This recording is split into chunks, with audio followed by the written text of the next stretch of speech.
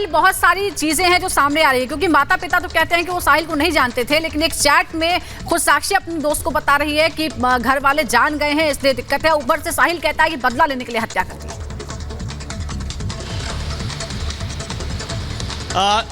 देखिए, बिल्कुल दिल्ली पुलिस को एक बड़ी सफलता हाथ लगी, क्योंकि पुलिस ने चाकू को बरामद कर लिया है। जिस चाकू से साहिल ने साक्षी को मौत के घाट उतारा था, क्योंकि 3 दिन हो चुके हैं, आज चौथा दिन है पूछताछ का।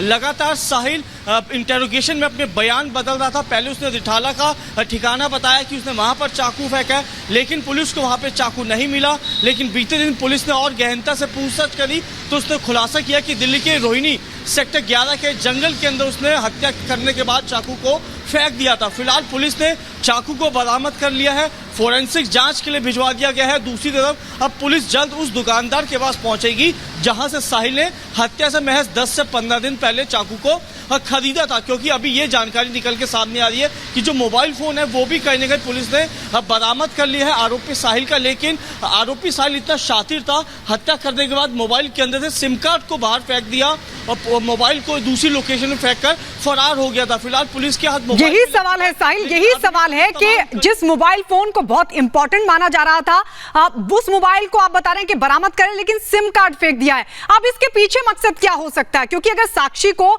सिर्फ बेइज्जती का बदला लेने के लिए मौत के घाट उतारा गया, तो फिर सिम कार्ड क्यों फेंका?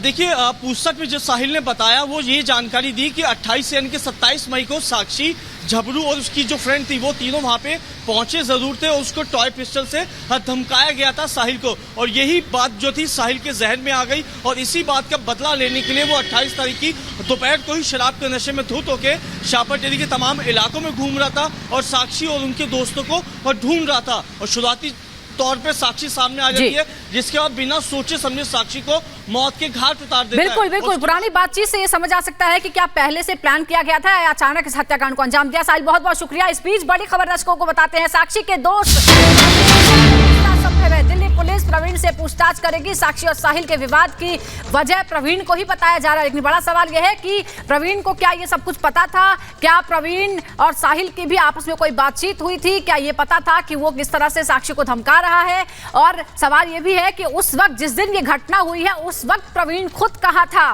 क्या उस दिन भी कोई बातचीत हुई थी? ये तमाम चीजें हैं, तो प्रवीण से ये पूछताछ होगी, क्योंकि साहिल का ये कहना है कि दरअसल साक्षी उससे दूर होती जा रही थी प्रवीण की वजह से और इसीलिए उसने गुस्से में कत्ल कर दिया।